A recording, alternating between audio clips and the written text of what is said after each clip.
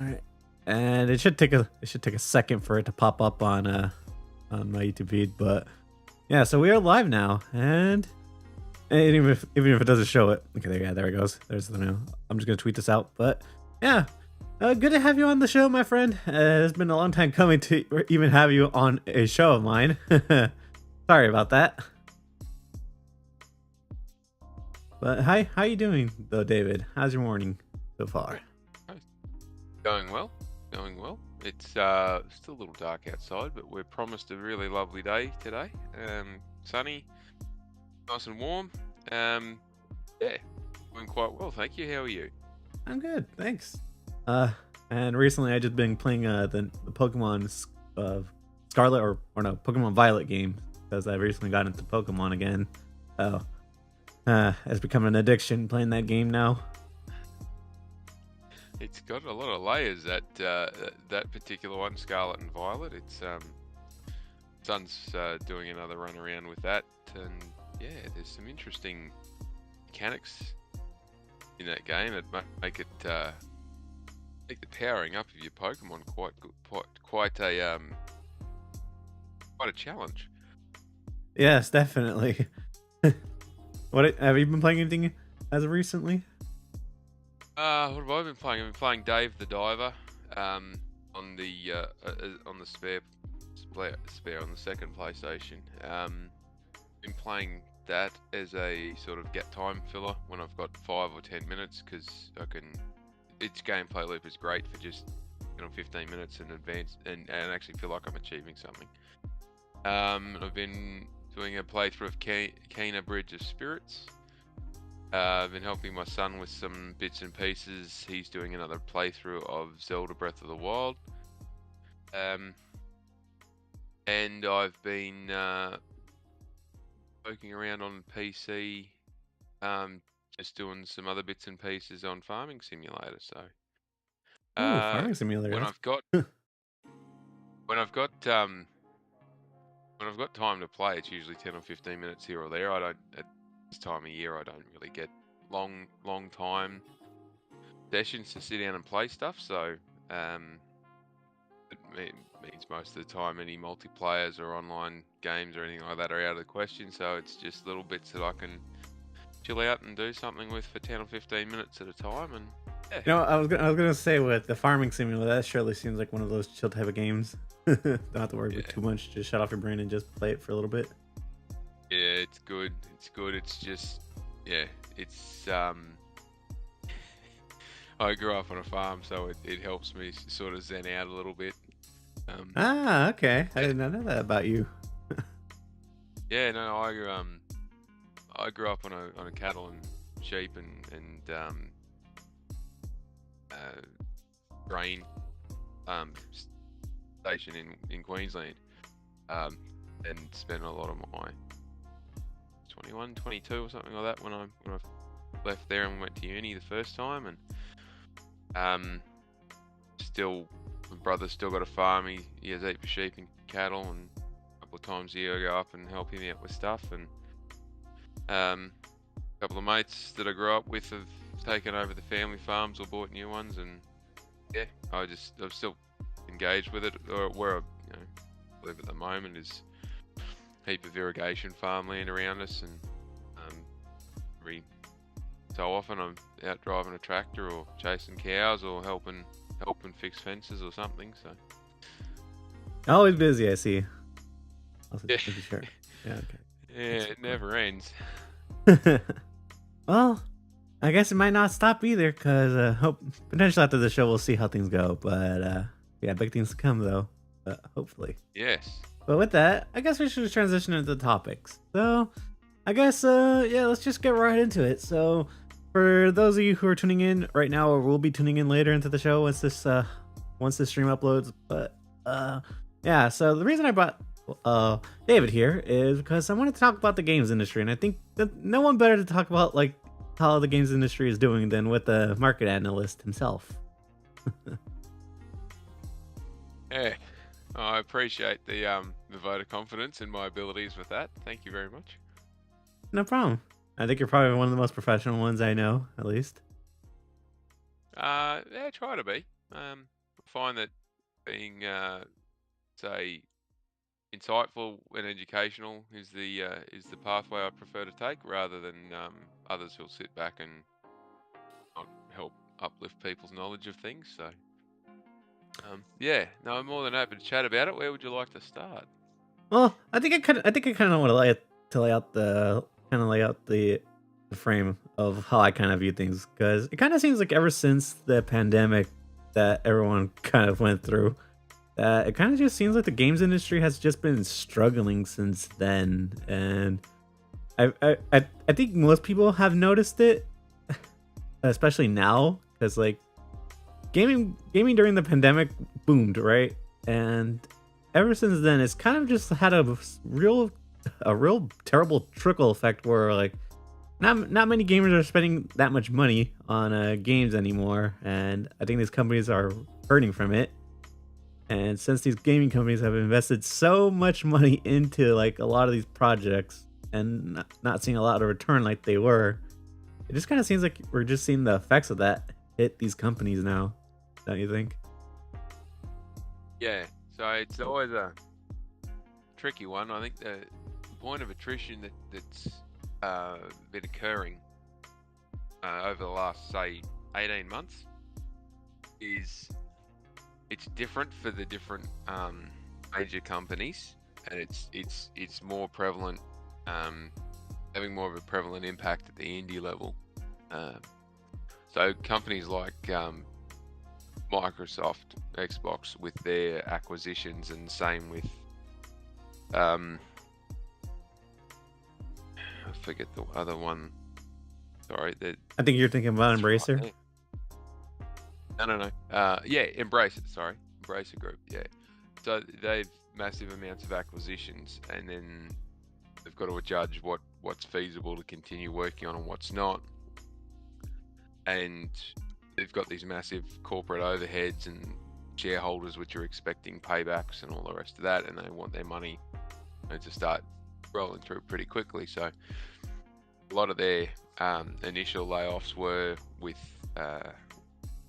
getting things aligned. So you bring in new studios and you don't need 10 HR departments, you don't need 20 different tech departments, and you don't need multiple different gaming engines and all this sort of stuff.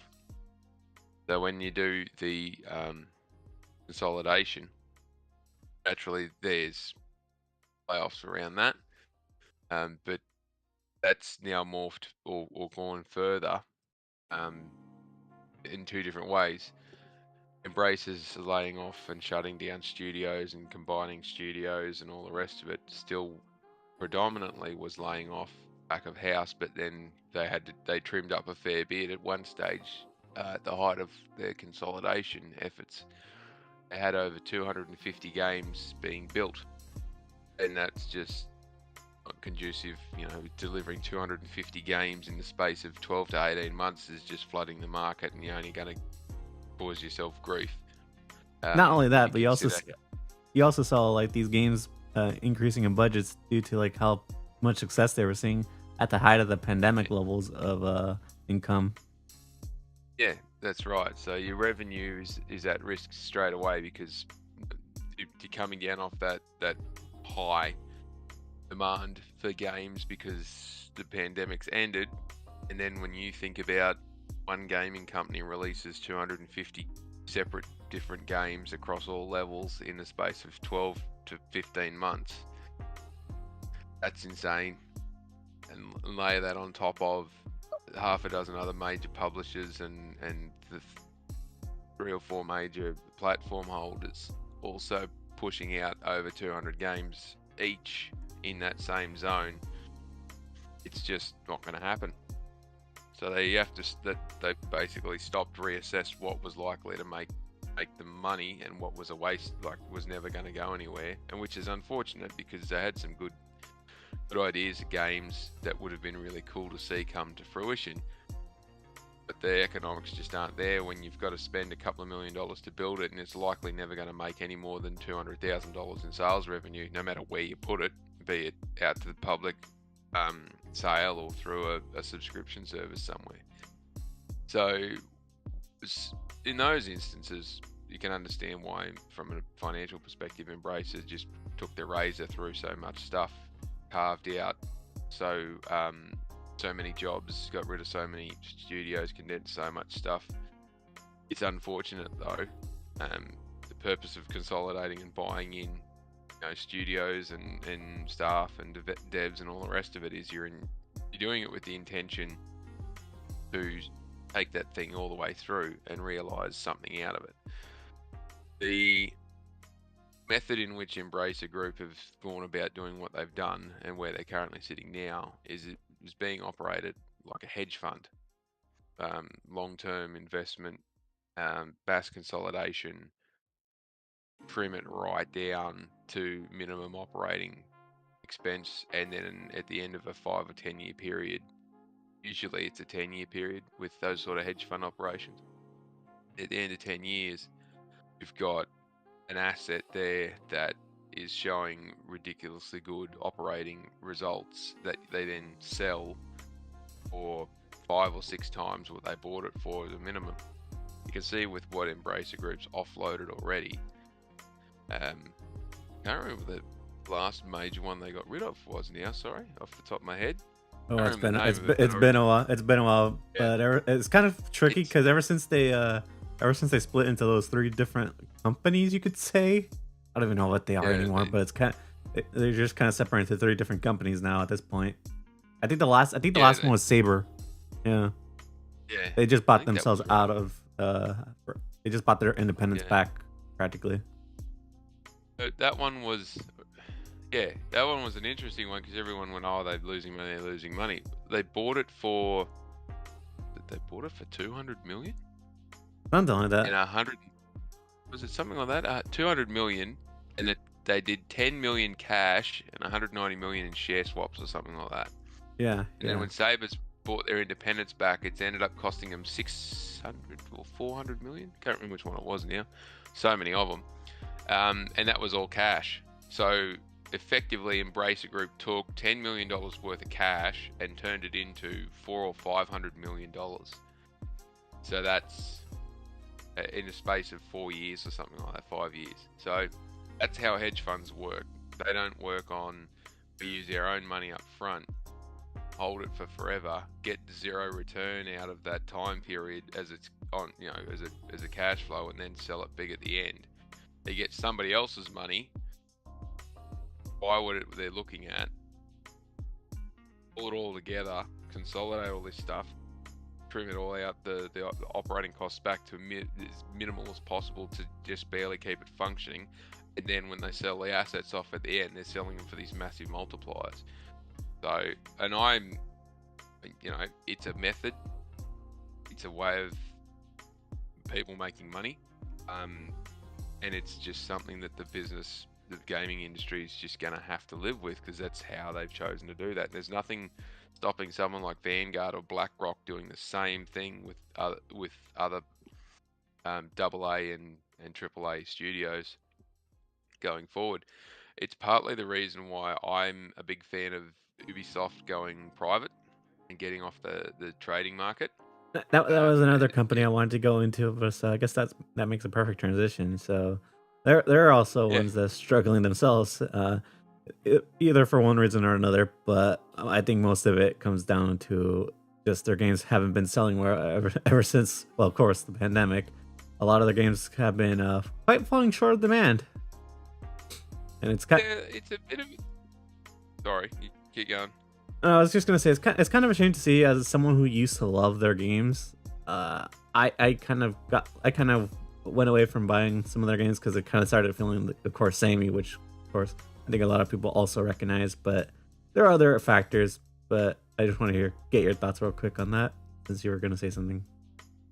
Yeah, Ubisoft's biggest problem is their cookie cutter method is not working as good as what some people think it should.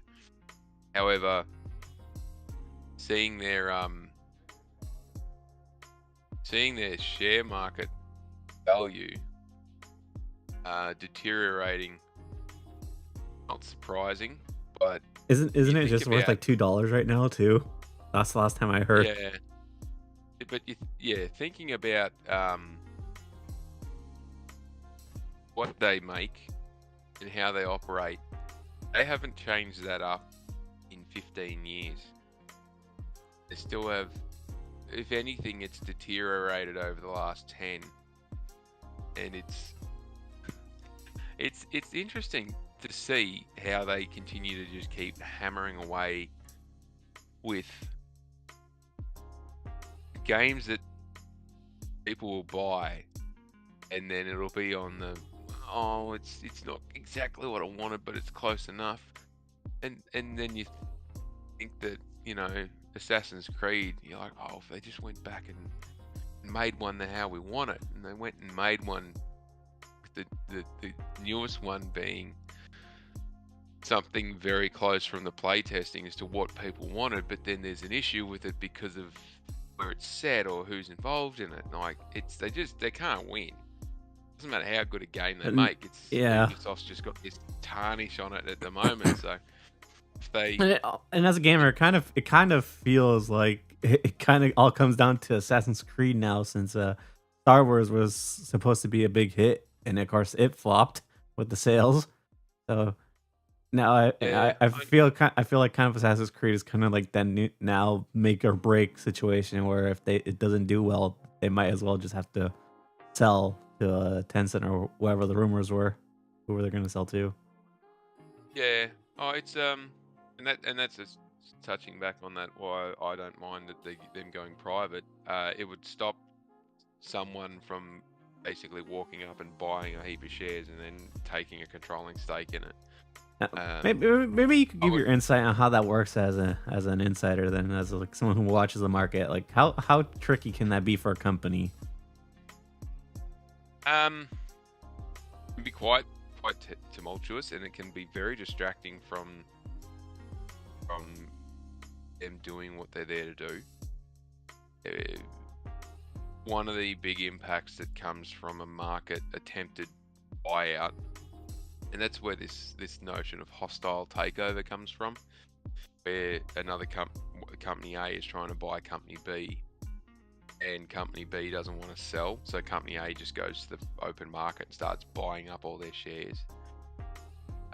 Some companies will have rules that say a individual shareholder or shareholding group cannot hold in excess of a certain percentage. Usually it's 12%. Some companies it's even lower, 7 or 8%, depending on where their share market is running. The outcome of that is it doesn't have to be followed, and company A can go and buy shares via proxy in company B and buy them. By the time company B figures out that company A has bought X amount of shares, they own enough voting rights to then determine who's on the board, and they can sack the whole board and replace the board and sack senior management and replace the management and cause all sorts of chaos. The interesting I could see also from going private is because the one thing I think of when I hear that is also like Epic Games, because like they're private, right? They're not on the stock market. It's not that I know of. Right? Yeah. But Tencent, yeah, Epic Games are private. Yeah, but like Tencent owns shares in them still, and they own almost like what is it, 48%, something like that. Is Epic Games private? Yeah, they are, but Yeah, I believe they own they're like a certain. Yeah. Yeah, so you can be a private company, which means you're not traded on a stock exchange somewhere, but other companies and other individuals can still own shares in you. CDPR is sort of a hybrid in that respect. So do you think that's what Ubisoft would need to do in order to kind of recoup from where they are right now? Well, yes and no. So the share market value is basically just the value of the company's shares traded between those who own shares in it. It doesn't have a direct impact on the company's ability to operate. So it's got nothing to do with their cash on hand. It's got nothing to do with their day-to-day bank balances. Ubisoft has dropped from what have they dropped in the last 12 months? I believe it was like it was around like 100, maybe like 80 to $2 now. Because I believe at the Oh, beginning of the year it was like yeah, no, around. It was around 100. no, I might be wrong. no. Haven't been. So I'm just trying to convert. I'm looking at it in euros and I'm trying to convert it to US dollars on in the back of my head. It would have been somewhere around 70. It was pretty high. At the, Yeah. yeah, at the start of the year, it's about $70 US dollars, just over 30 euros, and now it's bounced back in the last week. Oh, has It's it? up to 15 euros, about $30. Okay, It's dropped maybe 50%. maybe I It's dropped should 50% of it. maybe I should invest right now before it skyrockets after a sale. But that's the thing. If they take it private, they've got to buy all those shares back. So if you're gonna do that, now's the best time. Or 2 weeks ago would have been the best time to do it when it was $20 a share. You heard him, ladies and gents. Disclaimer: financial advice is general in nature, and you've got to consider your own personal circumstance. Yeah, but if they do that, then they've got to get the funding from somewhere, and it wouldn't be unusual for the Guy Lamont family on that to basically cut a deal and do a deal with Tencent where Guy Lamont might chip in 30%, and the Tencent might chip in 70%, but Tencent only get like 10% of the voting rights, because you can structure shares to be Class A, Class B, Class whatever you want to call it. You're right. And you can have different things attached to it. So there's and those that invest in shares will invest for different reasons. Some want to actually have control of the company. Others couldn't give a rat's ass. They just want to get a cash flow out of the dividends and the returns. Others will want a cash flow out of share buybacks. So that's why you get share splits and buybacks happening, is how some investors get their cash flow out of these things. See, I recently but I recently learned about that from the whole Paramount sale that's been going on. Yeah, so yeah, that's been an interesting one, hasn't it? yes, totally not gaming related, but I just wanted to bring that up because that's kind of similar to what you're Yeah. explaining right here, especially since the Redstones have like a controlling shares. Yeah, and I've got some opinions on that one, just very briefly. I think they missed a trick there. They dragged the first conversations with Skydance. They Yeah, dragged the conversation with Skydance out way too far, arguing about I think it was $500 million something like that. in the outcome, and it was 4/5 of nothing of what they were asking for. And then Sony backed that other one with a Apollo, who already owned some shares in it. I have my own thoughts about that. I honestly was facepalm when she didn't even accept that deal, because that was practically what they're worth, including their assets. Now, That was a nope. premium. Yeah. Yeah, that was a premium purchase. That was $4 billion higher than what it was worth. And they just flatly went, no. So, okay, cool. And then they ended up with was what everyone didn't want, which was some organization buying into it less than the value of what they were offered previously. And the first thing that's talked about doing was shutting down studios and shutting down streaming and shutting down this and carving out that. It's like, what did you expect was going to happen? The person who was leading the negotiations for that had their hand in the till, and they just wanted the payout, and the other ones weren't going to pay her out, basically. But yeah, and that's a side story there. There's an opportunity going begging for them on the selling side, and it was the same with Warner Brothers when they capitulated after they did the merger with Discovery, and they tanked. Well, to be fair, that 70% wasn't of their value. To be fair, that wasn't really on Warner Brothers. It was more so on AT&T, who sold them off. But yeah, well, they didn't that one was a disaster waiting to happen. But then I guess they went from 86 billion dollar joint valuation to less than $40 billion in the space of 6 months. And how does that tie into gaming? Well, look what happened. Yeah. If they produced anything out of their gaming division, it's still got a for sale sign out the front. They're not genuinely serious about selling it, because it's worth nothing without the IP. Well, So for well, I think I could put in a little information on this because I've actually been because I always keep up to date with what like their CEO and stuff like that happens like whenever they have some success. It does seem like they genuinely want to keep them because like gaming is successful, and especially from the CEO, he kind of pitched the idea of WB Games becoming like what PlayStation is to Sony, you know, the PlayStation division at least, because like gaming saves Sony yeah, uh practically. So I think gaming can do the same for Warner Brothers if they actually tried hard enough. But they're just trying to chase trends right now with the multiplayer push, and that's not quite working out right now. yeah, and that's the challenge is, as you said earlier, when the pandemic was on and everyone was at home, they wanted all these online multiplayer as a way to connect. That hasn't translated from 2020, 21 through to 2023, 24 Yeah, as much as a lot of people thought it would. Remember, it's not just online live service games. There's heaps of online games that weren't live service that were minimal cost to operate and that have just died because no one's playing them. And take a good look at Meta, you know, the metaverse and all that sort of stuff. One of the well biggest that's companies in the world restructured to focus on that, and it has gone nowhere. yeah. You see, that's kind of the reason why I brought up the pandemic because it feels like everything kind of ports back to that. It's like Yeah, even as a gamer, you kind of see that like the whole multiplayer push. Everyone was playing multiplayer when they were stuck in their house because that was the only way to do it. And then like you see, and then after the pandemic, when everyone was allowed to go back outside and do like their normal lives again, you see a huge drop in like player numbers. But like you saw, like in the first game you saw that was with Fortnite after it had a huge population growth for the pandemic. yeah, Yeah, yeah. And even like yesterday, I was watching the event.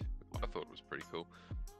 The event for the new map, new season, the changeover for Fortnite. Their marketing machine is pretty cool. Um, they have to work really hard to stay in that zone, and I think they hit the balance really well. And they've managed to bring some of the stuff they did with those live events in the pandemic years into, well, let's bring it to today. We'll still run the online thing for people around the world, but we'll have an in-person live event that is part of this, so it gives that atmosphere. And I thought it was pretty cool. uh, Um, I get, anyway, I get, the sorry, I'll just finish this point before it runs away on me. The translation from pandemic to non-pandemic in a lot of this stuff is that I was chatting with Brap briefly about this. We've been talking about this for 12, 18 months, but yesterday we were just capping off on a couple of thoughts. In any market, when there's a boom, go after it. If you're a serious business, big, small, indifferent, it doesn't matter. You find the wave and you go after it. And the trick of being a really good business is when the boom is on, you get on the big waves and you go hard, is looking back over your shoulder, so to speak, or looking ahead of you and going, when is this thing gonna crash over on itself, and when's it gonna slow down? When is the big momentum gonna pull us up? And how do I not get sucked under when the momentum stops?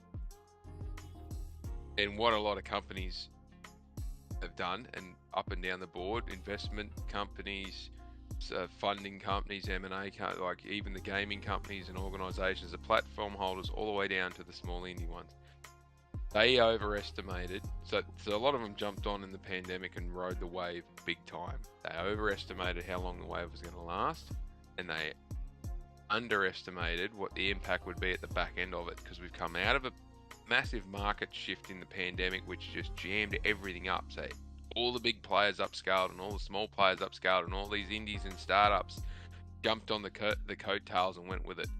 And that's great. Us as gamers, we've got so much stuff to look at, so much stuff to play. Waves, it's crescendo, it's crashed down, and the momentum has slowed down.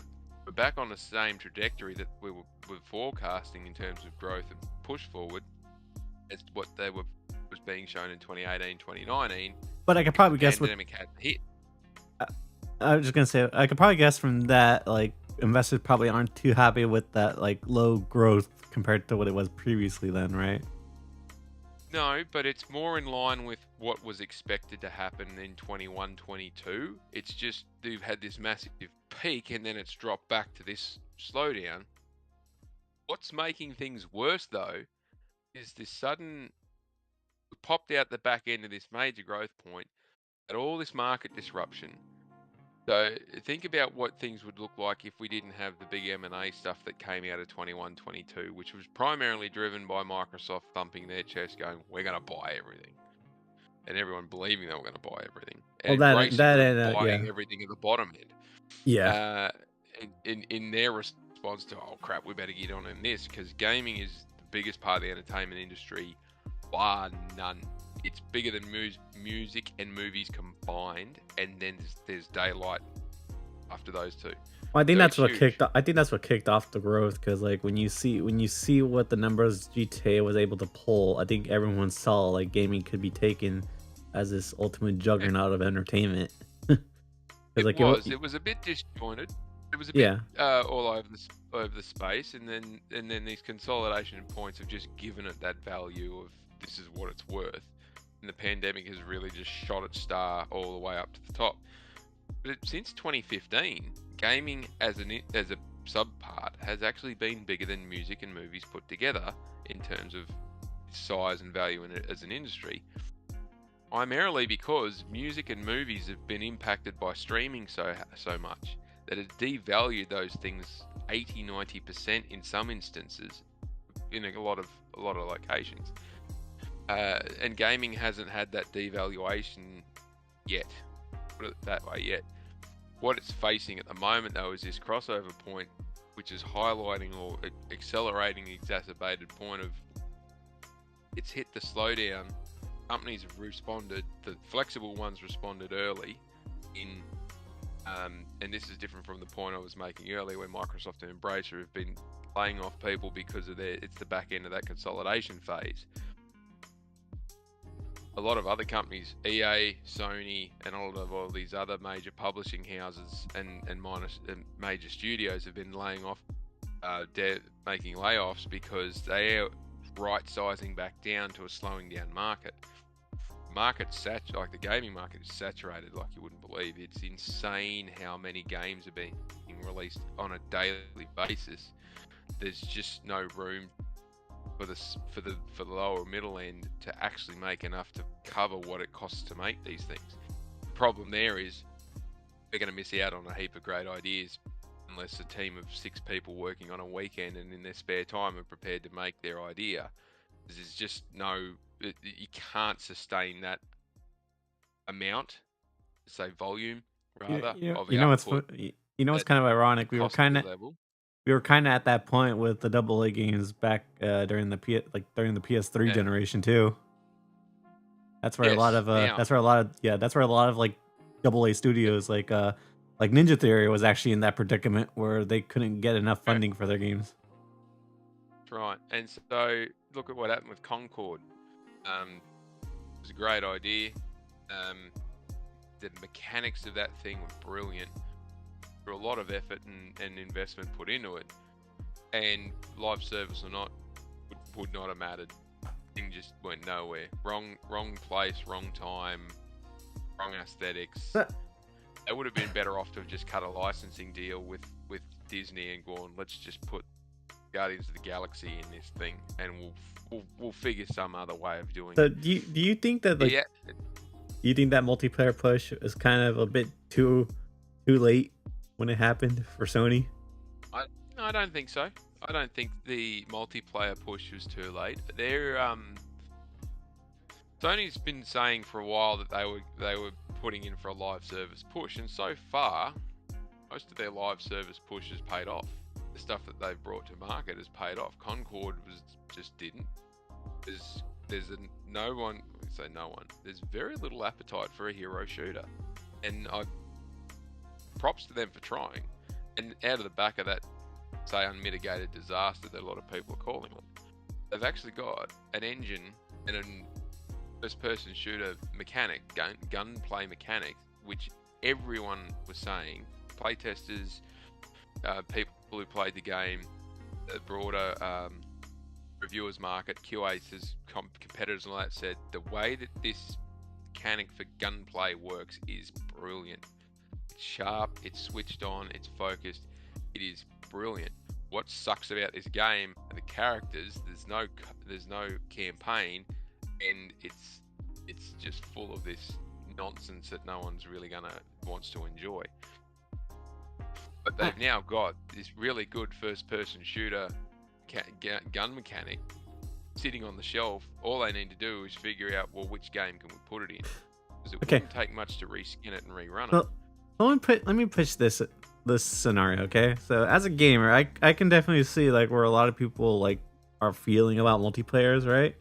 As an analyst, I want to kind of get your thoughts after I kind of pitch this out, because like for a while I've been seeing a lot of people complain about like the big multiplayer push from these companies, but I also see these companies still want to chase that, but a lot of people like will kind of want to go back to like simpler or smaller games like your Astrobots as recently, right? But what do you think is still so enticing about just chasing the multiplayer trend for these companies from a financial standpoint, at least? It's to do with the revenue stream. So if you spend, and I'll use Naughty Dog as the example here.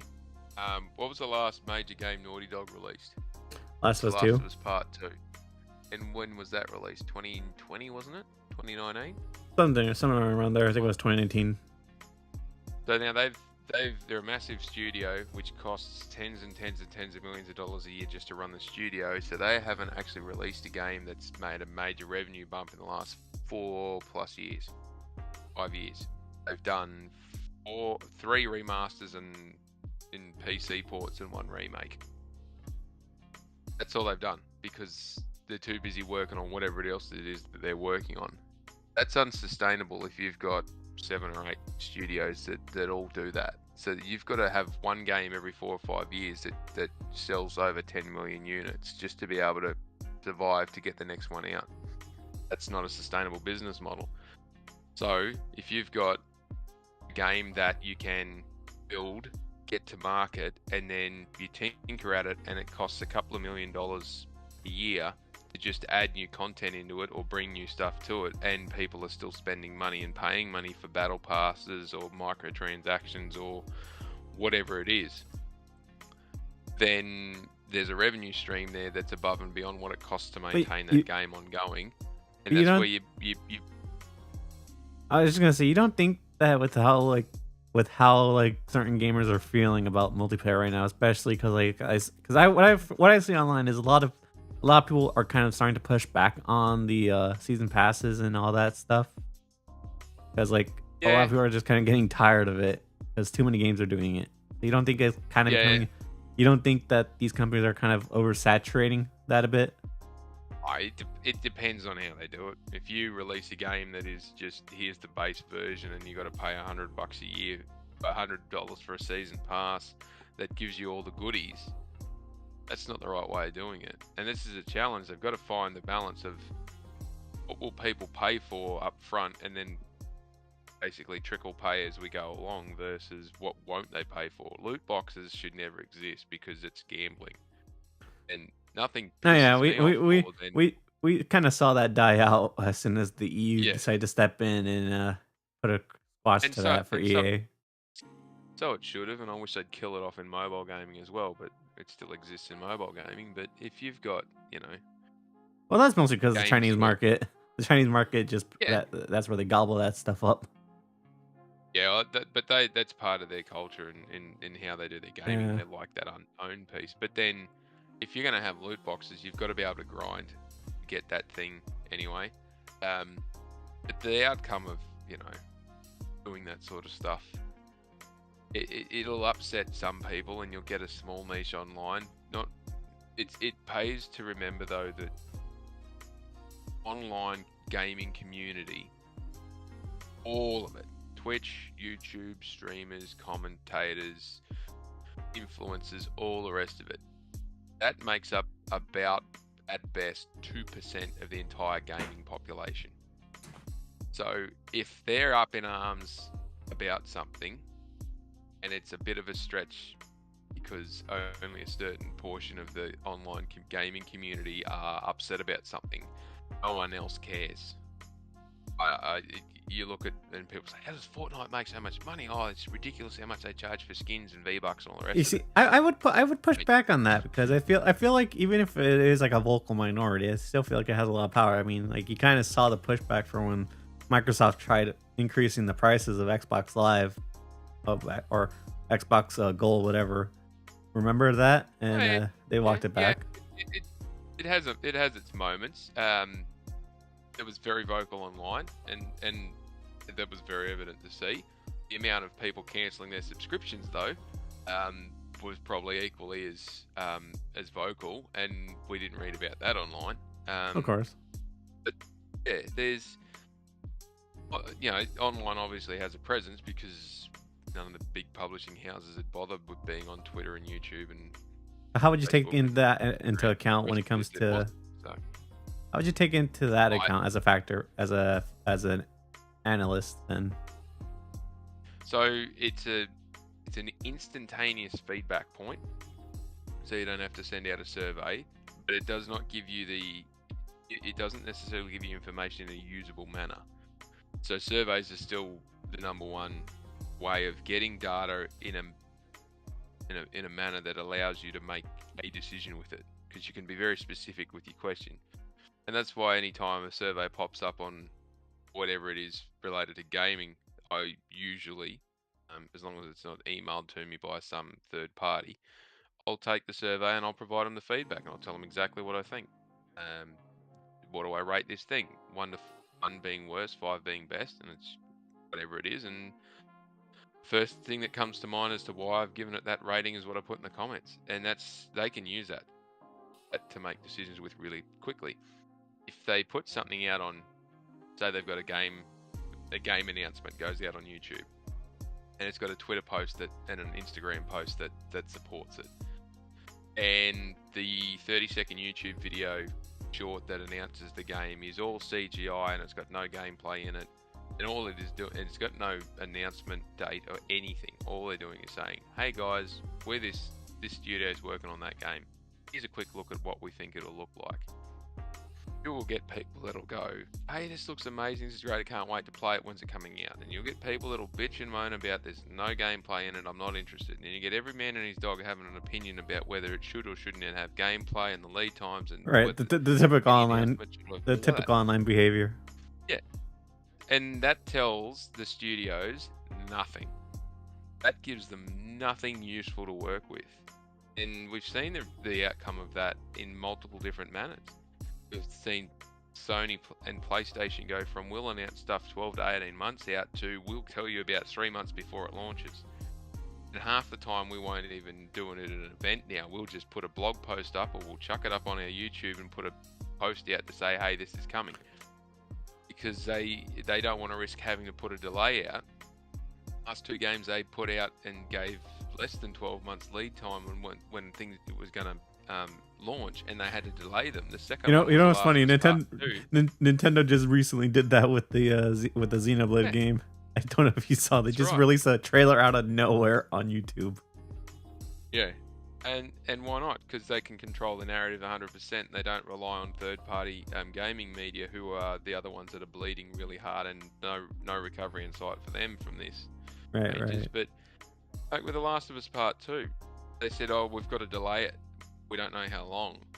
And there was this, "Well, that's not acceptable, so we will leak the key parts of the game," and did tens of millions of dollars worth of damage to the productivity of that game. And it only got delayed 3 weeks, and it's just head scratching. So what does PlayStation do now? So they're like, "Well, we won't tell you anything." Like Zuby and a couple of others have done a really great job of going through and going announcement to launch, and it is just compressing from 18 months down to like 4 months average. you'll find out about it about a month before it's about to go gold. It's insane how much they've compressed it. Nintendo's starting to do the same thing for the same reasons. They don't need these long windows anymore because people just bitch and moan about, well, if you've told me what it is, why can't I play it now? And it's the outcome of the instant gratification that's been building up in individuals for the last decade, because the internet allows you to just click the button and have whatever you want. In modern day, it's called, I shouldn't call them the basement, bottom end of the demographic for gaming, so used to playing mobile and games where it's just 10-second loops and just press the button and I've got exactly what I want. I'll go to the App Store and I'll find the next one that I want. It's just, if they want something, I want it now, I'm going to click a button and get it. And that has a massive impact as well. But the way that social media works with gaming, a lot of the time the feedback is useless. And it's more it can do more harm than good. And as I just pointed out, we now don't really know. No one's got a clue what PlayStation's road, what's coming next year, other than we know Marathon and possibly Wolverine. Maybe Ghost of Yotei will be there. I'm surprised they set it this far out. They must be close to finished if they're confident to put something that far away. I imagine it's spring 2025, which is, when's spring 25 for the Northern Hemisphere? That starts in April, doesn't it? March. So it's 6 months away, maybe March to May, 6 to 8 months away. But hey, it's outside of that, no one's got a clue what they're doing. No one really knows what EA's next 12 months looks like in terms of its majors. We were talking about Ubisoft just before. I think they've got 2 or 3 games that they've mentioned. And in contrast, you look at what Xbox did, which they really shouldn't have done, but they did it anyway. And credit to them, they have the Xbox Live event in June, which outlines all these games they're working on, all these games that are coming, and no dates, no solid dates, hardly any solid dates. And then people get yeah, it's great. Oh crap, when was it coming? When's it coming? We're going to maybe get one at the back end of this year if the Indiana Jones game doesn't have another hiccup and get delayed. The others that they've mentioned were either third parties which already had release dates or are all happening next year. They've been talking about Fable and Perfect Dark and a half a dozen other games, Avowed and all these other ones. Talking about them for years. And it's just pointless to mention something that far out. But when you've got nothing else to talk about, what do you talk about? And that's the other side to that. So you think it's better for these companies to kind of just keep things in the dark then and kind of just announce them when they're closer to release? I think in this instance, when we're talking about social media reactions, less is more. It's time frames. Because I think the recent, the more recent game that came out this month, Dragon Age. I think we can all see how that's doing online. It hammered it in 1 minute. It's the best thing that's ever been made. The next minute, it's the worst thing that's ever been made. And there's different people's got different opinions for different reasons. Yeah. As I said before, it's just noise, and the companies can't do anything with it, because to take all that noise with no structure around it and try and piece it together to figure out, well, what the hell should we do to improve? They're not interested in that anymore. There's too much data to try and surmise it, and like, we're making money. Well, there's no point in changing. If they stop making money, that's when they'll stop doing it and they'll try something different. You see, what I kind of find it interesting is that it's kind of like a double-edged sword. Like, sure, it's like noise that some companies can't do anything with, but like some other companies can do something with. Like, one of my favorite games is Warframe, right? When they started out, they developers were AA, right? And they were struggling for money. So when they were developing the game, they were like listening to community feedback on social media and took that advice and like helped improve the game. So sometimes it works, sometimes it doesn't. It kind of depends on like the criticism, really. Well, and that's part of it's part of the bloodletting at the moment. You know, it's what are the main roles that are being released?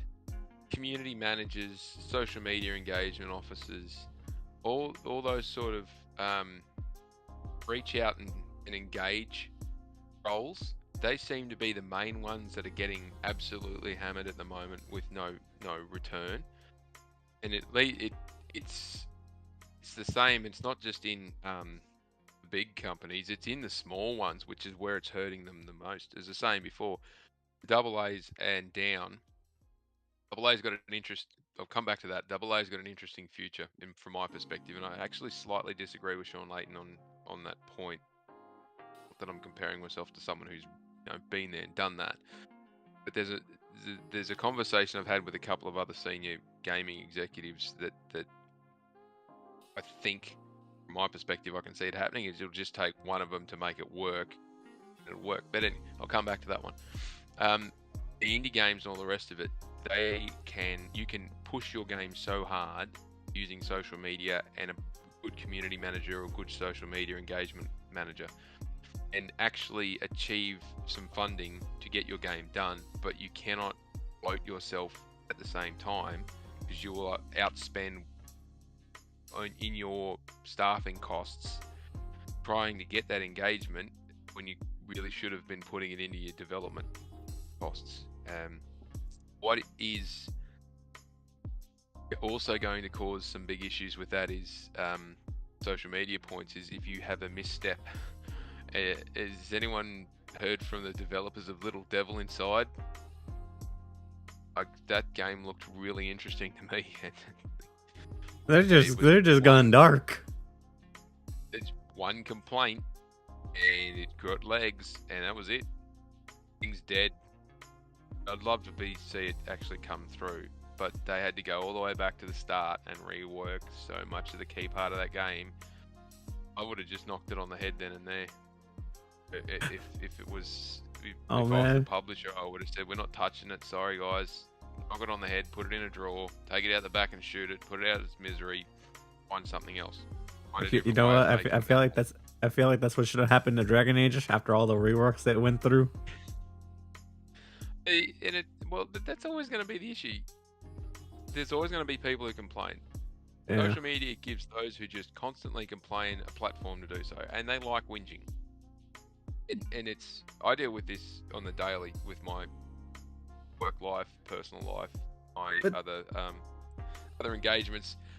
There's always these people around me. All they want to do is whinge, and they're happy to be complaining. They're happy to be miserable. That's the life that they choose to live. And the trick is to understand this is the baseline, and their baseline complaining is this on the daily.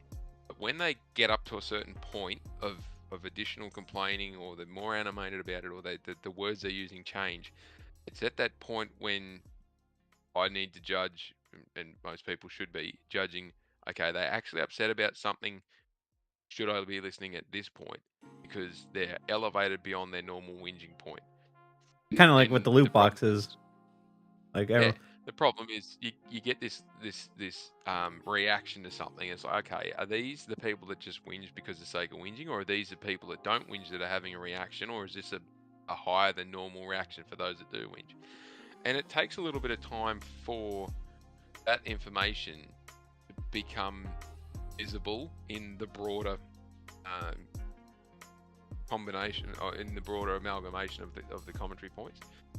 And Dragon Age is always got this background of people who believe it should be this type of game because they're the fans of it, and that's what they believe it should be. They've been there from day one. And then you get the other ones who go, it should evolve to be this. And then you get the ones that go, it should include this, and it needs to be more modern. Then you get these ones that go, this is my first time playing it. I don't know what you're upset about. Is it a good game to play or not? And the mechanics of it and all the rest of it. Is it polished? Is it fun? Does it work? Is it an RPG? Is it an ARPG? Whatever it is. And then you'll get people who argue that it's not an RPG and it is an RPG and all that sort of stupid stuff. Right. It's just that it will always have noise. All these bigger games will always have some kind of noise around them. It's just how did they cut through and understand, is this thing right or wrong? I've seen reviews for Dragon Age going, this thing is rubbish. I've got nothing positive, constructive, or good to say about it. It is an abomination. It should have been knocked on the head. You know what's funny? I off topic real quick. Well, kind of off topic, but it was a review from I think it was from PC Gamer or one of those smaller sites where they posted a review that this new Dragon Age Veilguard, it's like a one step falling down the stairs, that it gets back up, says it broke its leg, and that it just continues to fall down the stairs again. Yeah, I've got a broken leg, but I'm going to keep trying to walk. Yeah. I've seen it get absolutely smashed in reviews by reviewers that...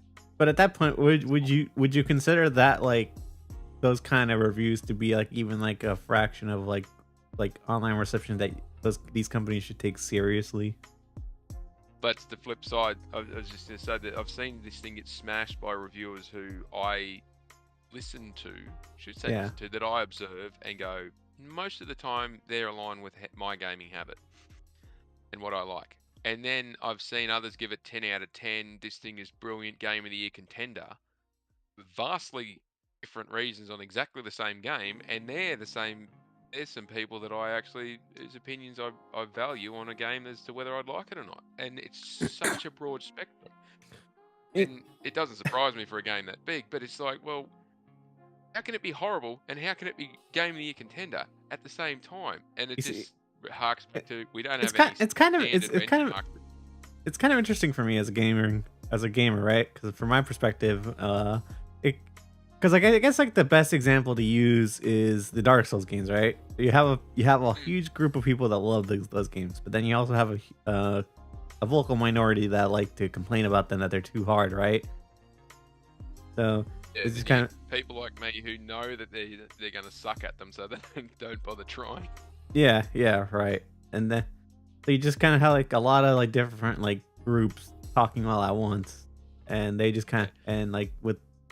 Especially with From Software, they just kind of keep to themselves and will release what they want.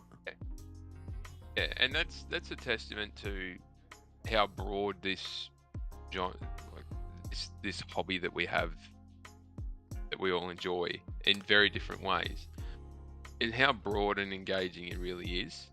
And people really sometimes need to just take a breath, lean back in their chair, and think to themselves.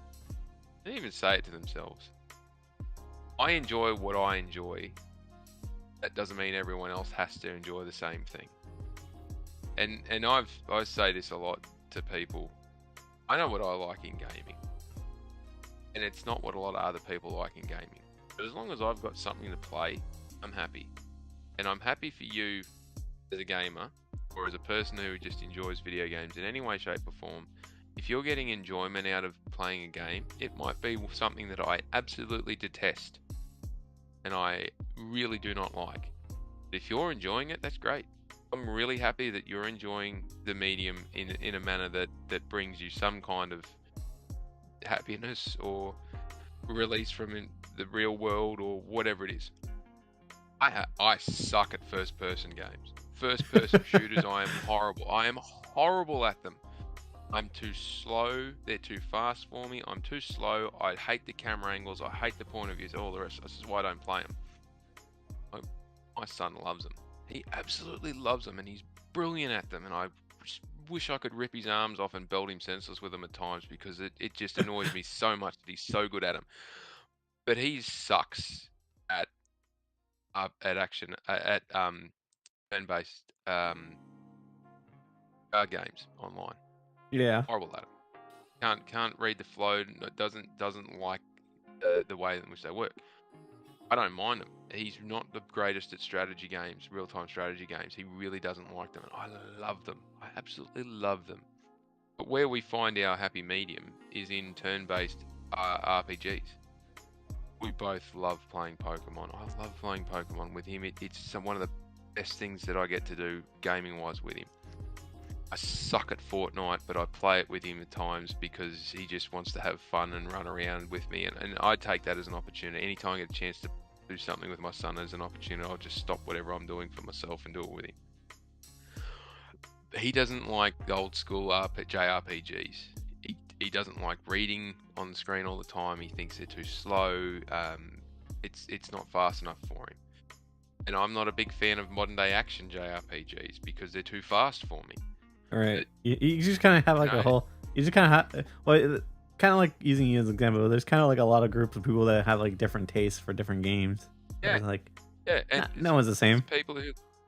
That's right. There's people who love point and click narrative storytellers. There's people who like top down isometric bullet hell dungeon crawlers. Like, there's those that like things. And even like, even if these games are super niche, there's always a fan base for them.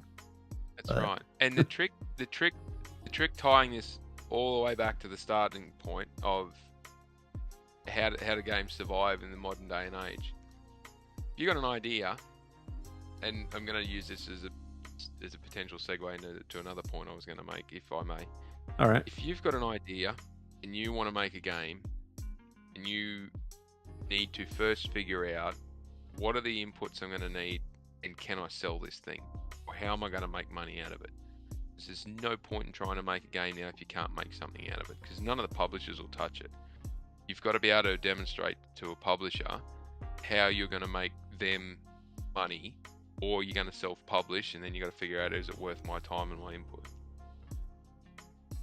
Luckily, there's now technology that allows 6-person indie teams, even 3-person indie teams, to publish games. There's technology which allows really small teams to get engaged with a publisher and distributor for some marketing work to go with it, and allow them to build a game cheap enough that it can actually be beneficial. And as I was saying before about the wave coming out of the pandemics and the whole thing, it's crescendoed and it's coming and it's crashed and it's starting to undertow and pull a lot of things under with it. 2 major bleed points for the gaming industry is the media and the AA space. Media, right. Gaming media is getting hammered left, right, and center because they've got no revenue. None of the big publishers and gaming companies are paying them to put stuff in their readership viewers because they don't have a magazine anymore. They've got this. We spit it out on social media and come to our website and read it. So they've got no structure to how do you make something a headline banner game announcement this week when there's 10 others that they're going to cover. So the gaming companies themselves are publishers and the big ecosystem holders. So Team Red, Team Blue, Team Green, and Team... what colour's Valve? What would you say? Steam is Team Grey? I don't know. PC, like orange, yellow, whatever the hell that is. The 4 big platform holders rarely give interviews and announcements out. They don't give announcements out anymore. They rarely give interviews. The non-platform holder who gets the biggest amount of announcements is Jeff Keighley, because he gets 80+ million eyes on his Game Awards and his opening night live for Summer Games Fest and all the rest of it. But it is far more effective for someone like PlayStation or Nintendo to just go, hey, here's a blog post, here's a 30 to 60 second YouTube video, and this is when it's coming out, here's some gameplay footage. And it's out in 2 or 3 months. Bang, done. What did it cost them? Nothing. It cost them absolutely nothing to get it in front, because as soon as they put that announcement out, the publishers have got control of the narrative, showing what they want to show, and they don't have to worry about things getting seen that they don't want to show. And they can control the QA themselves. As soon as they put it out there, every gaming media site is on it. Bang! Oh, they've announced this, they've announced this, they've announced this. To the point where gaming media sites are quoting each other, or they're quoting people on Twitter, on YouTube, or streamers, or influencers. That doesn't get them any revenue, because they've not been paid to produce it. Someone's got to write this shit. So then the next step on from that is, well, if they're not getting paid to produce it, the stories, and write these things up, and they're not getting money back from subscriptions or sales of magazines or whatever it is, they've got to get their money from somewhere. So they're getting it from paid advertisements, or they're getting it from paid sponsorships. So people are... I think that money's drying up though, so those Is companies are it gonna be is struggling. because as soon as you go on YouTube, it's not YouTube Well, to well, the Twitter, thing, for well, example, or that's the Instagram. thing. That's the thing. YouTube has kind of also killed them because like you no longer need to go and read ads. You can just go to YouTube and watch someone report on it themselves. Exactly. Exactly. And people tend to drift towards or migrate towards whoever is delivering the news, this information in the way that they want to digest it. Some people like the 2 or 3 hour podcast style, others like um, the 30-minute high level detail. Sounds like an oxymoron, but it's here's the announcement and here's a little bit of information around it. And we Yes, might do 8 or 10 in that's what 30 minutes. that's what this show used to be about. Yeah. Yeah. Or you'll get the 5 minute, here's the highlights out of this week. And some people just enjoy that and they'll pluck something out of it. But you get gaming media sites now, if they put something up on Twitter, it's such and such game's been announced, click the link. IGN put a post up, I don't click the IGN link. I go back to YouTube and go, let's have a look at it from the source. Show me where it is from a reliable point. IGN, if no one's clicking on that link and going to their website, they're not getting the banner ad revenue and they're not getting the in page revenue from the ads. If you go and look on, like, click on a browser, click on a page from IGN, and actually go in there and try and read it, and it's the same with Push Square and a heap of the other ones. You'll get like a 2-sentence paragraph, and there's ads down the side. There's an ad across the top. There's ads buried in these pages. You see my problem with those articles is that like the wording is practically the same, just slightly changed from each place because they don't want to copy each other word for word. That's right. But I'll put this forward. If you're on that page and you see all of those ads, that's not going to IGN. That's sitting with the carrier, be it Apple, Google. Right. You're either on Android or you're on Apple. That's sitting with the carrier. So because I got an Android phone, click on the link, all these ads. That's all advertising revenue going to Google. IGN's getting nothing out of that. Because they're not compelled to. There's no engagement. There's no need. Google do not have to engage with IGN because it's being accessed through whatever the access point is, but it's not IGN's web page. It's not their hosted website. It's just click this link and off we go, and it's just there. So they're getting no advertising revenue because they're not running ads in a newspaper or ads in a magazine anymore, where the advertisers have to pay to put it in there. It's all customized, right, to my experience and what I've been talking about or what I want to see in my advertising thing. And I actually like that. A lot of people don't, but I like it. I hate seeing ads for stuff that I'm not interested in. Just show me shit that I might want to buy. You can give a rat's ass about the other stuff. Right. So they've got no subscription money coming in. They've got no advertising revenue coming in, and they're not getting paid from the publishers and the gaming things to run stories on games that are coming. And the lead times are so short now that they can't run with, this game's coming 12 months, 9 months, 6 months. Oh, it's getting closer. Launch week or launch month for this thing, and here's what.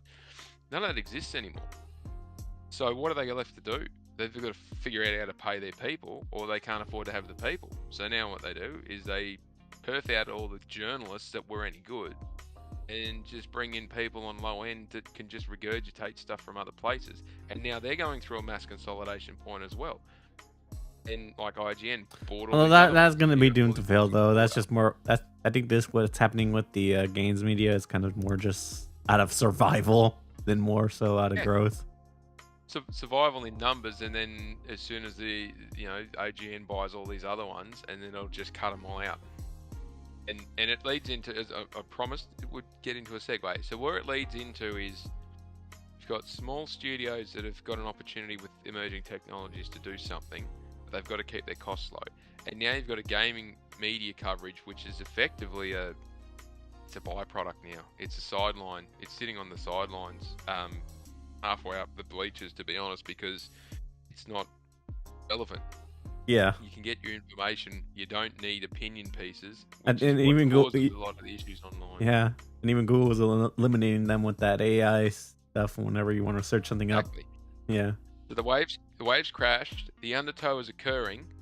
those that were smart enough to downsize and modify that. And look, I don't make a lot of people getting laid off. I think it's a horrible thing anytime someone gets laid off. Gaming is it's not an accounting firm. It's not a bank. It's not something where people just can expect to show up on the daily and do their 9 to 5 and go home. Gaming, every asset of video games is projects. The sit of this thing is closer to major construction projects than it is to an accounting firm. If you expect to go into gaming in any way, shape, or form, and you're going to sit there and do your daily work and collect your paycheck at the end of the week or the end of the month, and everything's going to be hunky-dory, you're kidding yourselves. You need to look at it as if you're going into an industry which is very much like project construction. There'll be a massive amount of cash injected up front. There'll be a project plan. There'll be an awful lot of crunch and chaos to get to the end of that project. And at any point in time, the funder can pull the pin on it and the whole thing stops. And then you're out. Go and find the next job. Go and find the next job. Go and find the next job. That's the nature of what gaming is now. And it's always been like that. Yeah, especially going back to the 90s too. I mean, look at the gaming industry, how it struggled back then. And it even struggled during the PS3 and 360 gens too. Yep. And more games get the pin pulled on them than what it make it to market. And that's just the nature of the beast. And it happens the same in all major construction projects and infrastructure projects and all the rest of it. That's just how it is. Because the time it takes to go from idea to market, at best, is or a top end game 4 to 5 years. And that's why it costs so much. It throws so much manpower at these things with this high level of expectation that was set by God knows who. But if you come down a level and you look at the technology that's now available at a AA level and further down, this is why I don't necessarily agree with Sean. I think it's more of a disagreement in the point of where we're at.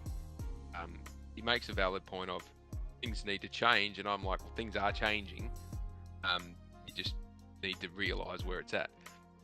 The cost of building a game is free falling if you use the right tools. Because that PAX, and I'll use this as an example, and I apologise if they don't want me talking about this, but I'm going to use it as an example. Was at PAX Australia a couple of weeks ago. We're talking to a couple of indie game developers down there, and I call it Combat Wombat. It's this game that I'm just like, it's Hollow Hero. It looks so much fun, and we got to play it, and it is just fun. It is mad fun. It's a AA. When they get it out, it'll be a AA game. It's playable now in a condition that actually looks and plays better than most games that are in market. And they've still got 12 to 18 months to go to get this thing finished. It's 5 guys building this game in their spare time on the weekend. And they're using Unreal Engine. And that's it. That's what they're doing. They're just for a bit of fun. One of the lead level design and sound guy actually works for a different gaming company, and they got the okay to do this in their spare time. They had to fund it themselves, find their own publishers, and all the rest of it. I was chatting away with him and asking him, and I said, tools and bits and pieces, how's it go? He goes, oh, Unreal Engine's brilliant. If you're happy enough to put all your eggs in one basket and you're only going to take 2 to 3 years to build a game, you can get something that'll compare with a AAA game from the back end of the PS4 generation or early PS5, Xbox Series generation. As long as you're prepared to learn a couple of things, it's just so easy to use. Yeah. And it's not like it has to be this big third-person RPG style game. Like, you can make 2D or 2.5D, for lack of a better word, RPG games, or you can do something simple card games or whatever, side scrolling. So you can do whatever you like with it. If you got a concept, you can get it there. You can build it, and the tools that are available to make these things look really good, which is where a lot of the time gets taken up and a lot of the labor gets taken up, is in level design, set design, lighting, all this other stuff. You've got the tools there ready to go, and you've got this AI component that come in over the top and do all the fine tuning work to a degree. You don't need 100 people 4 years to make a top shelf AA game anymore. Do it with 10. That's the kind of compression we're looking at in terms of to get output.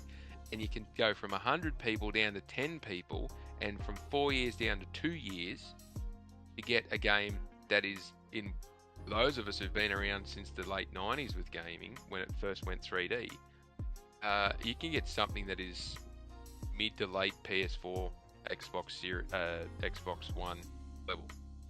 4K, no dramas. It'll do it. Lighting up scales, performance mode, 60 frames per second, tick, tick, tick, tick, tick, done. All the prerequisites are done. And, funny that you mentioned the older Gus stuff, because didn't McDonald's recently come out with the Game Boy game out of nowhere? Yes, they did. That thing was funny. I couldn't believe it. I thought that was a joke when I saw it. Yeah, it was funny. But that just shows how easy it is to make games. It is. It is. If you got an idea and a concept, and you know what you want to do, bang, there it is. And some games are just the simplest of concepts. But that's it. And that's what Ubisoft and a lot of the bigger ones, and I say they haven't changed their model for forever, they're now faced with this crisis point of, we keep doing what we've been doing and hope that it comes through this time. Not know that it'll come through. Do we hope that we'll come out the back end of it this time? Or do we change and go with the flex with the flow, so to speak? We make the change, bite the bullet, go through this complete change up in how we deliver stuff, and survive. Because it's easy for companies to expand when times are good. It's difficult for them to make the right calls to contract when the times get tough. Some companies don't contract and they die. They're dead. They're gone forever. They just go, I will ride it out, bang. Gone in a blink of an eye. Others make the difficult decision to downsize or right size, if that's a better way of putting it. Rationalize themselves into a position where they can survive and roll forward. Right. That comes with some attrition. That's horrible. But let's not forget, this isn't an accounting firm industry, the accounting industry or the finance industry. This is the gaming industry, and it's project based. And if you've got too much out in the market being put on offer for sale, it's commodity as well. There's a glut in the market. There's only so much money people have got to buy these games, because the number of people that buy games is stalled. It's not deteriorating or decreasing. It's just not growing anymore. So you've got a finite amount of revenue that you can access. If you've got, I was gonna say, because that kind of actually leads in well with what Microsoft's doing with the streaming, of course. You think, and you see that's kind of becoming a big push for publishers right now and developers. So Microsoft has been tinkering around with the subscription model piece. Others have followed to a degree.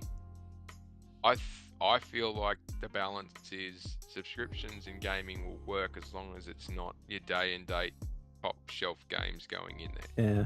People are not going to pay for it at that level, and people are not going to want to sustain higher pricing for a subscription service, which takes away their flexibility. But with game streaming, it's a different story. You can buy it and stream it wherever you want to play it, as long as you can get access to it and at a decent point. That's worth charging a premium for. What Microsoft aren't going to do is charge a premium for it. Yeah, because that money issue too. That's right. They're basically going to give it away as a perk to try and entice people to be on their platform and their ecosystem. And then that'll have a negative impact across the broader entire board. Because yeah. Now everybody else is either going to offer some version of it or basically get called out on social media for well, you already are kind of seeing like these companies offer their own, like with EA Play and Ubisoft Plus. Yeah. So it's almost to a point where when they figure out how the platform piece works, there'll always be consoles. There will always be statics attached to TV consoles. There'll always be mobile. Oh, hopefully. I mean, mobile consoles, and there'll always be PCs. Now, hopefully there'll always be consoles. I mean, I don't know. With how the Well, industry always it, thinks that the console's gonna die, then I don't know. I wouldn't say the industry thinks it. There's one particular analyst who I mean, has been well, I calling mean, for the death of consoles for 20 years, and he's an idiot. So is that Michael Factor? yeah, yeah, he Yeah. couldn't call his left hand from his right hand. But you know, 100. It's, oh, you got to sell 100 million to be useful. No, you don't. Uh, It doesn't have to be 100 million. Xbox can be quite successful selling 30 or 40 million consoles if they wanted to be. They're just choosing not to be because they're trying to use a business to business selling style to do business to consumer. Consumers are not businesses, and the sooner that they figure that one out, the better for everyone involved. Because they're never going to recoup on the losses that they've made, and it's only going to bury the thing. They need to pivot quicker, sooner. But there'll always be, you know, PlayStation came out and made a PlayStation 7, PlayStation 8, and it is a multi-GPU, high-end fidelity, streaming capable, blah, blah, blah, blah, blah. The other options are, you've got that, which would likely be a tech, again, cutting edge tech if people are prepared to pay for it. Or you can go and get a PC and game on that and have that pros and cons list.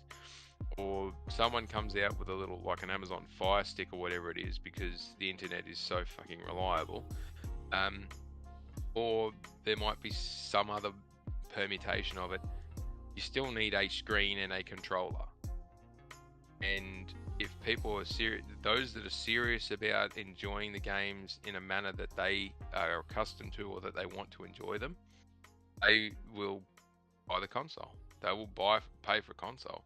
And if that in 10 years' time is globally, they'll only have, 50 million consoles globally over 8 years is the equivalent of 100 million over 10 years or whatever it was 2 decades ago, well, then that's fine, but there will always be a business that can figure out there's a niche market. Hey, we can supply to a niche market.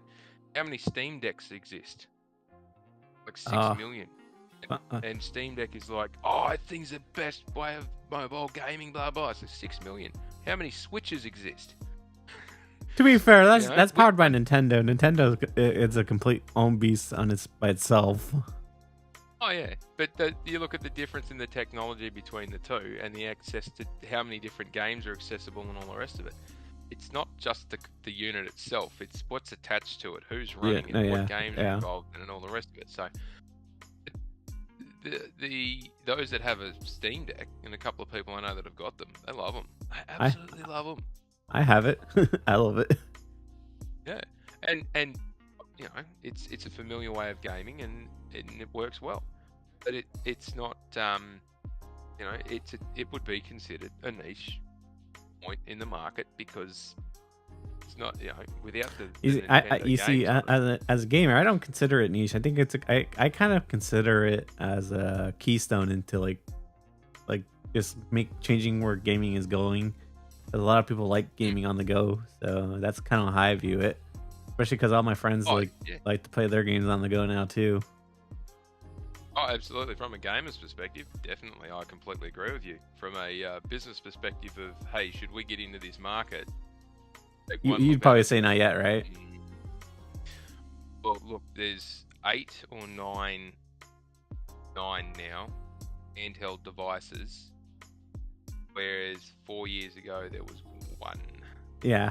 Well, technically there was 2 when PlayStation was making the PSV and then PSP, but Nintendo kind of squashed that. Yeah, and it's a bit of an oxymoron that gaming on the go has had a massive uplift since the pandemic ended. Because prior to that, 2019, 2020 was the Switch, man, and that was it. It was the Switch or mobile gaming. And mobile gaming's, and people complain and carry on about that and saying, oh, it's deteriorating. It's just that, no, mobile gaming is still going strong.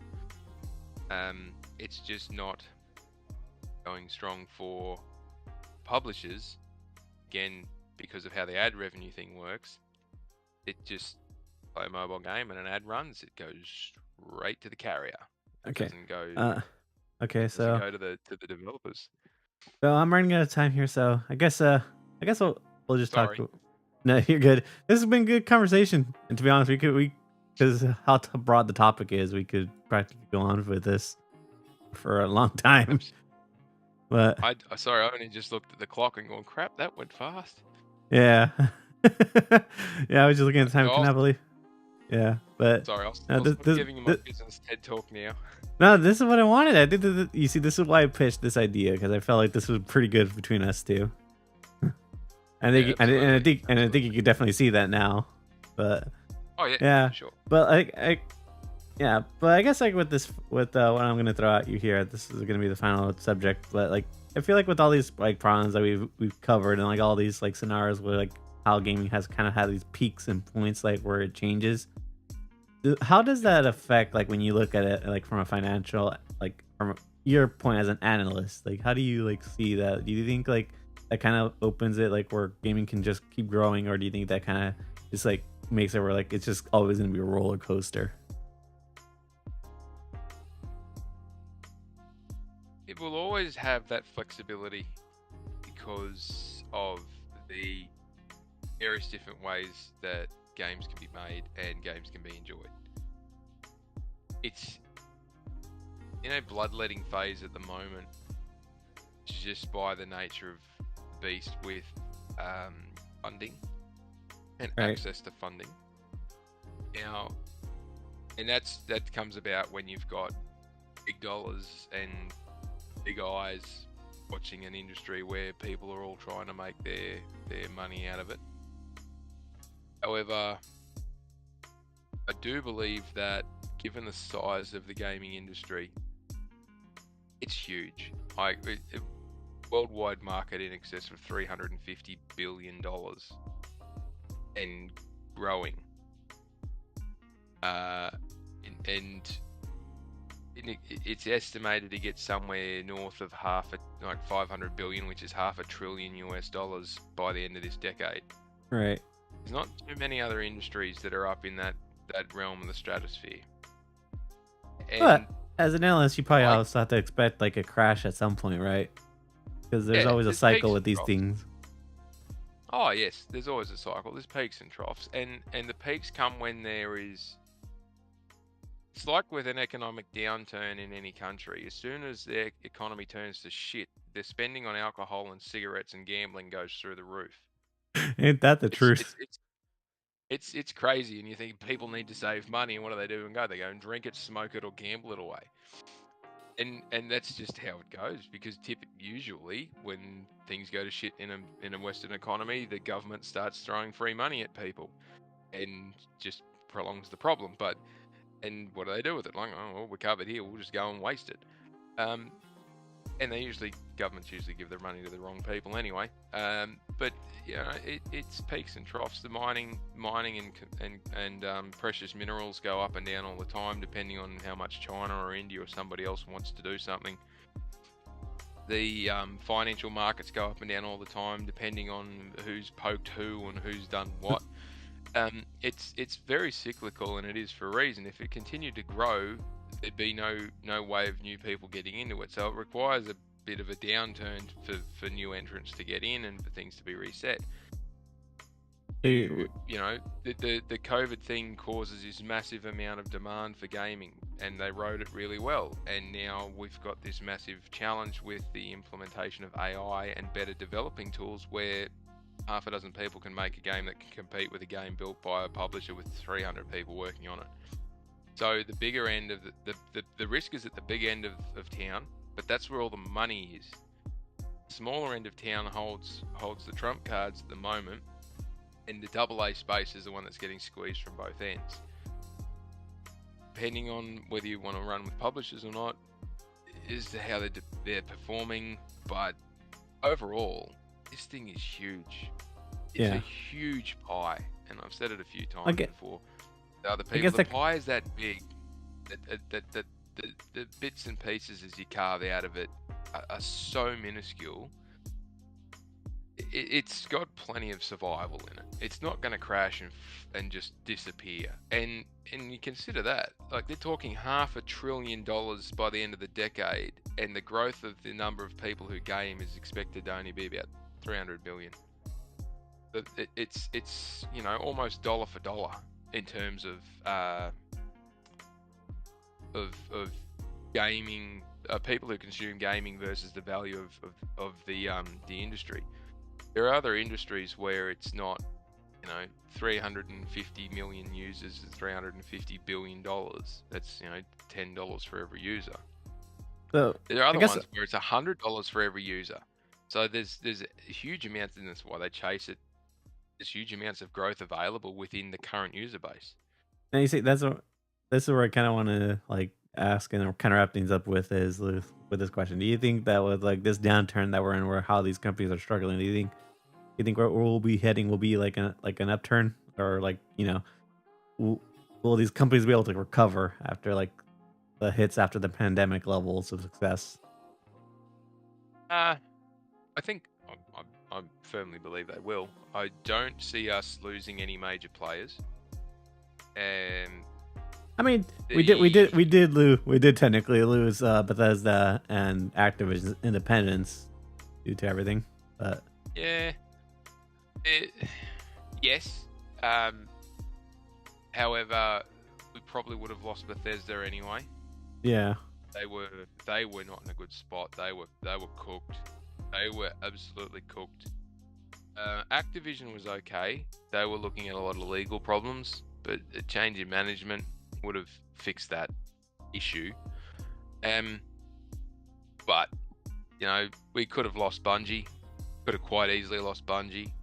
oh yeah, and was that what we would've- heard from behind the scenes how that was playing out. Yeah, Oh, that was horrible. And we could have lost. Who was the other one?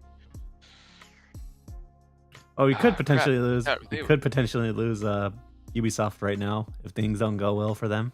Future. Yeah, nah, they're fine. So this probably is the issue, that you look at market value versus what they're actually doing. Ubisoft are making moves to correct the market value and saying, "Oh, we'll just take it private." Yeah, that would be a really smart thing to do. But their financial performance at a granular level isn't horrible, and it's attributable to a couple of different points. Oh, Take-Two, that was the other one I was thinking of. They pushed Right, yeah. GTA 6. If they pushed GTA 6 out much further, thank No, yeah, Christ that's they bought Xbox, because I tell you, looking at their forecasts and what it's going to be, GTA 6 is going to have to make about $10 to $15 billion worth of revenue at launch just to cover the losses that they're incurring now. Because buying Zynga was Oh, a yeah, that hurt horrible them. decision. It's a horrible decision. I think And- that and made it made- Sega's purchase of Angry Birds Studio look better in comparison. It was really smart buying Angry Birds Studio because they bought IP that's translatable Yeah. into movies and not just a mobile game. It's translatable movies, TV shows, and merchandise, which is what Sega does. They're into that stuff. It fits their Yeah, model but- perfectly.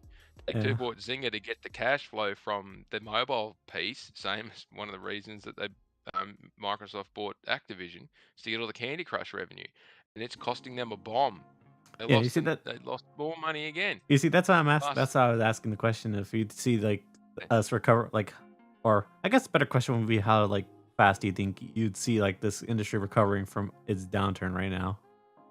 I think the issue is, and to be brutally honest, the downturn is around getting ready for the next phase of technology uplifts. So AI is going to be massive, and Right. there's no way around it. People can kick and scream all they like. AI. And a lot of people are going to lose their jobs too, of course. Yes, they are. However, that doesn't necessarily mean that it's the end of the road for a lot of those people. There's a lot of people losing Oh, yeah. jobs that really shouldn't have been working there in the first place because they're just not up to the standard. But the impact of AI is that it may replace some jobs, but it still needs a person to look after it. It still needs a person to make sure things are coming out correctly. We've all seen what it's like at the moment, and you listen to people like Elon and Sam Altman and a heap of the other ones. It's still in its infancy stage as a technology. It's still got a long way to go to be able to replace anything, and it can do the grunt work that makes game development faster and cheaper and less intensive on labor. Well, that's great, because that means that the risk of us going from $70 games to $90 games in 4 years' time, It will be reduced. and the next generation will be reduced. And it may be that, again, small startups, indie devs, and all and AA can start producing games at a faster clip. Now, the flow-on effect from that is we get an oversaturated market, but that's not an issue if you can make a game for $500,000 and make $1 million out of it, and there's 4 of you splitting in that, and happy days you've made, and you go again in 2 or 3 years. You go again in 2 or 3 years. I think you just gave me a perfect topic for another possible episode we could do. Because let's. I'll tell you that behind the scenes though. And that's all right. That's all right. So the short answer, the TLDR answer is, yeah, it's a downturn. They happen all the time. It's not a bloodbath like it has been in past downturns. It's strong. It's got a strong foundation, and it's not a downturn because there's no money coming in. It's a downturn in preparation for a change in underlying technology. Right. And that underlying technological change will allow games to be made faster, better, more efficient, and it addresses this AAA gaming is over bloated and costs too much issue that everyone's been screaming about for the last 3 or 4 years. Especially Sony. We've got a solution to it. Yeah. Oh, PlayStation don't need to make those stupidly big games, but they choose to because they want to flex their muscles. Well, then so be it. But if Naughty Dog takes 7 or 8 years to make a game, then it has to be a massive hit. If this next thing flops, they've got nothing left to remake or remaster. So what are they going to do?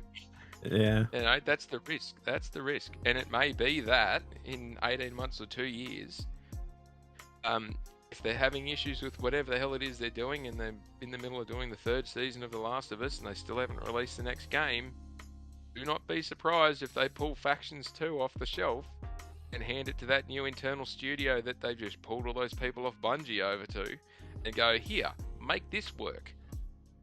If that project's even alive. What they end up doing. Maybe. Well, it was in a playable state, and most of PlayStation, not just in Naughty Dog, most of the US PlayStation studios were playing that game. They just didn't want to have 1,000 people committed to doing the updates and the roadmap and be the only thing Naughty Dog was doing. Naughty Dog didn't want to become Bungie, and Bungie didn't want to take it on. So they put it on the shelf.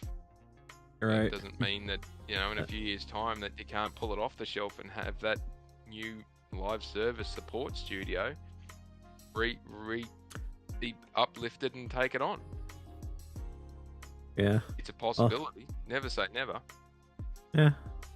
I guess with that, I'll here, and it's been a good episode, and definitely a pleasure talking to you, David, and hopefully things work out, but I'm not going to announce anything too soon yet, because I want to see how you're feeling after this episode. But I'll make sure to put your link in the description for your Twitter. So but with that, guys, hope you enjoyed another episode of Extinction Level Gaming, and hopefully we get more in the future. I'll keep you guys updated about that. And peace.